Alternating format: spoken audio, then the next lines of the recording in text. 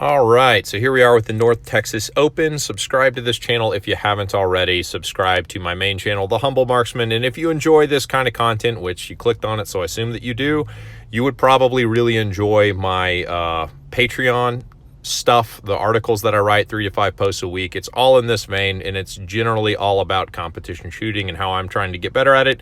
Hopefully it could help you as well. So let's get started. Hit the position well. I'm shooting slow there, but this target is basically a turtle target that half of it is hardcover. So that's the appropriate speed to shoot at that target.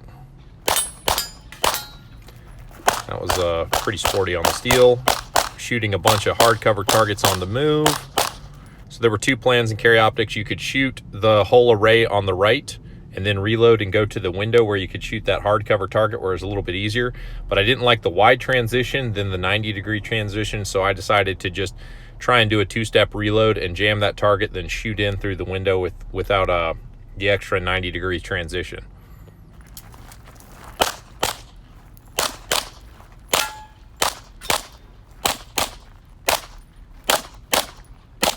So 2 extra makeup shots on the tuxedo, and I had, if that's the tuxedo, I had like 2 alpha. There was 1 right on the line and then 1 like way off the tape down here. So I needed at least 1 of those makeup shots. I'm not sure the order, but the first shot felt bad. Second shot felt good. Third shot felt marginal. So it's probably the one on the tape, and the 4th shot felt good. So call your shots, kids. All right, this stage is straightforward and there's not a lot to talk about, but I took too long to get that first shot off. I'm splitting too slow, and I dropped the magazine too low there. So dropped the gun a little bit too low. So everything that could go wrong kind of went wrong. I remember my grip on the pistol wasn't great for the first shot. So in practice, I can shoot that.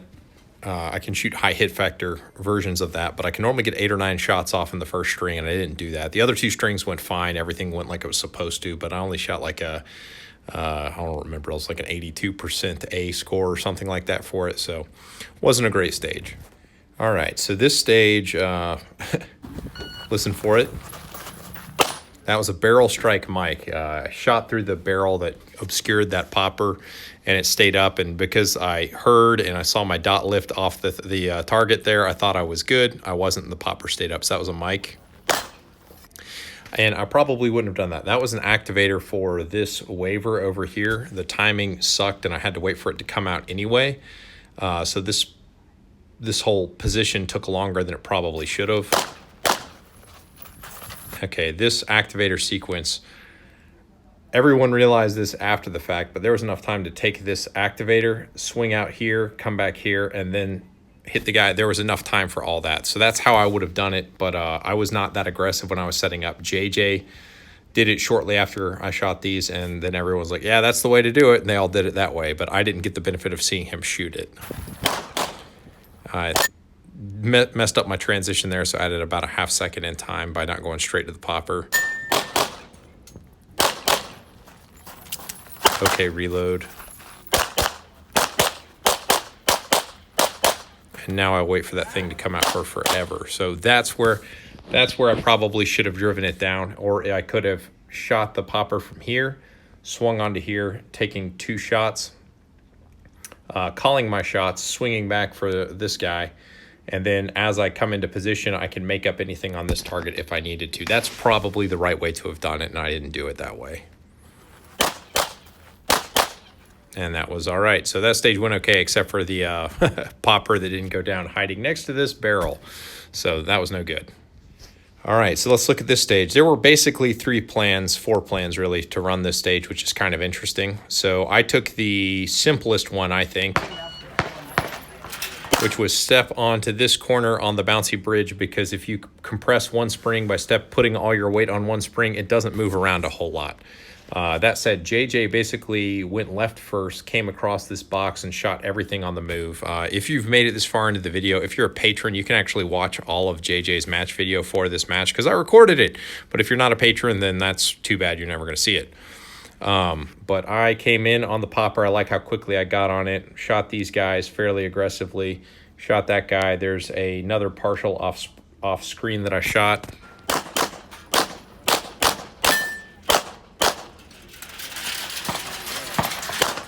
roll in there, shoot in on that guy. Then way too much dwell time. I think that was a hardcover target. Two-step reload, not too bad. Shot in on that. I could have been a little bit more mobile. I was just kind of starting to move. I probably should have been more committed to moving out of position when I shot this guy. But what I should have done is shot in on this target and this target, calling my shots and making them up as needed. These are like 20-yard shots, 25-yard shots from this position. But then I switched to there, and those were just real slow transitions there. I should have swung in on those as I was advancing and then made up shots as I needed to if that was a problem. But overall, it wasn't bad. It was like a 25-second stage. The fast times who were not JJ were 22 seconds, so a reasonably good time. All right, so this stage went poorly for me. It was a short course, so it wasn't super valuable. But, yeah, I mean, you can just see it. So my goal and what I thought I was doing was backing out of position while shooting these guys, but that's not what I did. I basically just ran to the corner and shot static. So in my mind, I was supposed to be backing up, but that's not what happened. Shot aggressively, cleared that, but I didn't come in far enough. So I should have pow and kept moving like I was, standing on the boards, living dangerously, but I stopped right here in transition and I should have continued on. I should have finished about right there so I could see everything. Since I didn't, there it is. That's where I'm supposed to be. I shot the activator sequence like a boss as far as once I actually connected steel. And the only reason I missed the first one was because I'm like, crap, I'm not in the right position. So I immediately started shifting my weight forward, which is what made me throw my shot on the activator, which was fine because I would have probably had to throw in a hasty makeup shot on either one of those. So it's going to get a makeup shot any way you look at it. One thing that you guys who are lower classmen need to keep in mind is when you program an activator sequence like that and then the swinger, you only fire once at each, or like after you connect with the activator, you fire one round, and then shoot the activator sequence on its initial exposure and then come back and clean these up. A lot of guys, because this was a stage IRO, they would hit that, send 3 shots at this, 1 shot at this, and then have to wait for the activator to come back or the swinger to come back. Don't do that. If it's like thinking about it like a plate rack, like as soon as you connect, you've started your run on the plate rack, you get to fire one shot, and then pick up the swinger. If you need to come back and clean it up, then do it after the fact.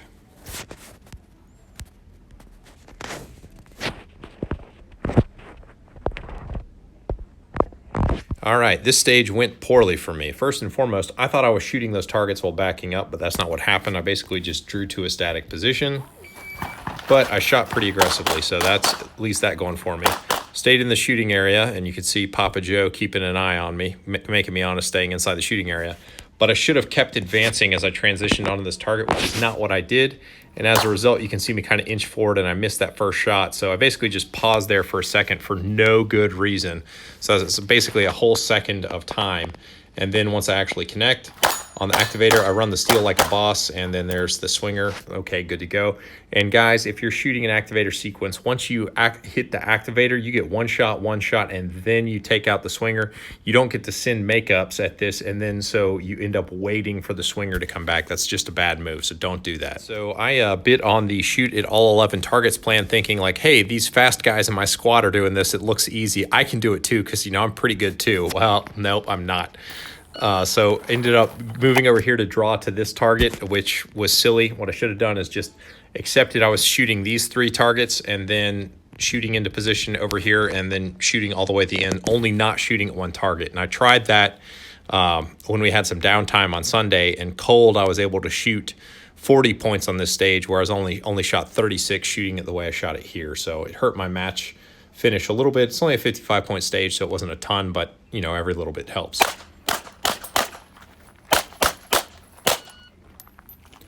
So the problem is that if you look at it, this is the only place where you can get 4 shots off really, really quickly. So really, this is the most important piece of the stage, is getting to this point, because every other grouping is only 3 targets, and I screwed it up by not allowing myself enough time to score all these points. So I should have just shot out of position in the first position, just drawn to this target, and then backed up on these 2, wide transition, shooting in on the other 3 on the other side, and then gone to town. That was the winning strategy for my skill level. All right, so first things first, this forced you to either shoot from right here and do a hard lean, or you could try and straddle the fault lines and shoot from the middle. So most everybody straddled the fault lines, and myself included. And you can see where my feet are. My feet are as far back on the fault line, so I'm catching not just the forward line, but also the backside. So I've got more area of my foot on the fault line. It's a lot more stable that way. So just keep that in mind. Easy. Okay, so where I screwed up here is I shot in, there's basically one target over here, and then there's 2 targets over here. And the line I took through the stage naturally suggested coming here and then shooting in on this, then crow hopping over here to take the low target and the popper. That's what I should have done. That's not what I did. I thought it was better to back out of position shooting, but watch the line I take. I mean, I'm going like this to the window now. So what would have been more natural would have just been to go like this, then crow hop back in, and then just book it out of the hole. I didn't like the reload coming out of the hole like that, but it's something I certainly could have managed. And then for some reason I shot that low target like a coward. Don't know why. That's not bad shooting out of position there. Okay, reload. 1 for 1 on steel. Okay, let's talk about drive-bys, shall we? So 3 people got disqualified on this stage because this is the bay I was ROing next to, and I watched one happen. If you try and hold the gun with one hand and run by targets, no offense, but you're an idiot. You don't practice that. And what you don't realize is your trigger speed is much lower with just one hand on the gun than it is with 2. So all these knuckleheads tried to one-hand these targets, overran the position, held their gun on target, and broke the 180. So don't do that. You can see how close I get to the 180 coming here. So the 180 is about right there. And I just barely miss it. I mean, I pull the gun off target right as I'm at about 180, and that's about as fast as you can do it. I mean, I'm getting on the target as fast as I can see it and just ripping, sub 20 splits on that target. So don't one-hand targets. It's dumb. It doesn't gain you any time. It is not faster. Okay, so this stage, shoot well in the first position.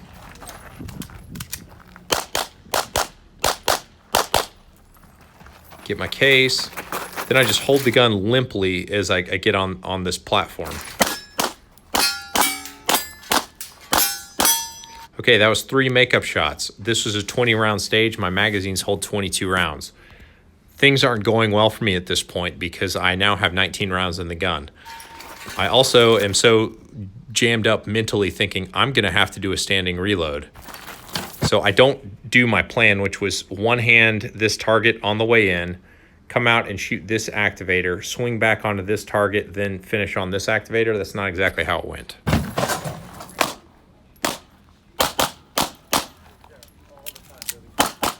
I mean, that was a great reload. I'm really proud of that reload, I guess. But the fact that I even had to do it is not awesome. But all the points were decent and just took 3 makeup shots on the bridge and had to do a standing reload. So, I mean, that's really painful if you consider that this is like a 15-second stage and that's like at least 3 seconds in wasted time. So that was pretty painful on this stage. Okay, so I really am proud of how I shot this stage. And I was on track to really have a special time shooting this stage until, oh, what's this? A 5-second malfunction. So that 5-second malfunction on what should have been a 13.5-second stage with pretty good points. I mean, I shot 7 Charlie out of 28 rounds, which on a speed shoot like that is acceptable. It's not the best accuracy, but if you look at all these targets, every single target on this stage, except for the very first one, which is the low 45. See, that's the only open target on the whole stage. So 7 Charlie on a stage like this shot aggressively, in my mind, was acceptable. But then I just screwed up the reload. Let's see how I screwed up the reload. Because I'm a glutton for punishment and I like watching myself fail. All right, let's see. It looks like it's seated. I mean, ultimately the magazine wasn't seated. That was the issue. And it still looks the same. And then for some reason I thought I needed to rack the slide, seat the magazine, then drop the... That was bad. So anyway... I'm pleased with how well I shot this stage, except for that reload. If it weren't for that reload, it would have my finish percentage would have been 3% higher in the end, which is maddening, but that's kind of the name of the game. You don't get all the perfect stages. Okay. Let's look at me. Looking good. Headshots. Keeping moving. Not real happy with that position entry. Didn't mean to reload right there. I meant to reload after I shot this target, but it doesn't really matter that much. It's an okay reload. Gun's tracking flat, but then I just kind of get lost and wander around the stage for a little bit just because... where am I going? Oh, I'm going over here. So this was an interesting array because you came in onto this burner target. There was a pepper popper, mini popper set at the closest distance allowable by USPSA. Then there was a split popper, which is half hardcover and half popper. About 3 yards behind that, then an open popper. So they all look the same difficulty, but the split popper absolutely was way, way harder. And a lot of people got sucked into the speed trap. And then there was a hidden target behind that barrel that you had to see. So it was a very fun position. It was 7 rounds. I really liked this position. It was one of my favorite presentations in the match because bam, bam. So that was a fun stage. All right, so JJ Rakaza took this match video for me. He's holding the camera right now, and he's fixating on my Guga Rebus mag pouches because that's one of his sponsors. As much as I like to think he's scoping out my butt, it's the fact that I'm using his sponsor's mag pouches.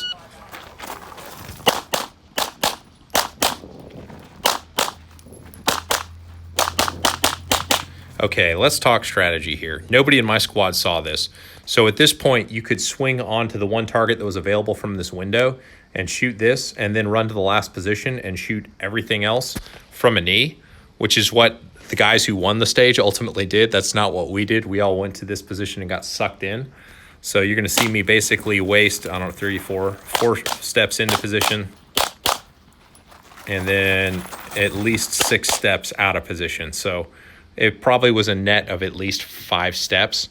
And what I did here, which was not the correct way to do it, was I shot these 2 targets standing up and then took a knee. And I take a knee like way wrong because I don't ever practice it. But the correct way to do it and what JJ and them did was just take a knee in this position, then clean house. So I'm really tall and that low port's pretty low and short of going prone. And I put the wrong knee down. That's the one thing I don't like. I should have put my right knee down because you can fold a little bit deeper on your gun side. So that would have been the right way to do it. But what I'm doing is that you can see I'm holding the gun up in front of my face so I don't have to get as low because I'm 6'5" and this is a really low port. I was able to connect and then I've started to feel pretty good about it and started to shoot those guys. But at this point, I could have just shot the other 2 targets and maybe you can hear JJ say, "What the heck is this?" Now, okay, I cut it out. JJ had never seen that move before either. He was like, "What the heck is that? I've never seen anybody do that." So that was JJ's color commentary on looking at the dot through the fence. So all in all, I really enjoyed the North Texas Open match. It gave me some data points coming into nationals, even though I feel like I didn't particularly shoot it well. I shot aggressively, I should say. I moved around very poorly, and just my stage plans needed a little bit more polish. So nationals in 2 weeks, and we'll take it from there.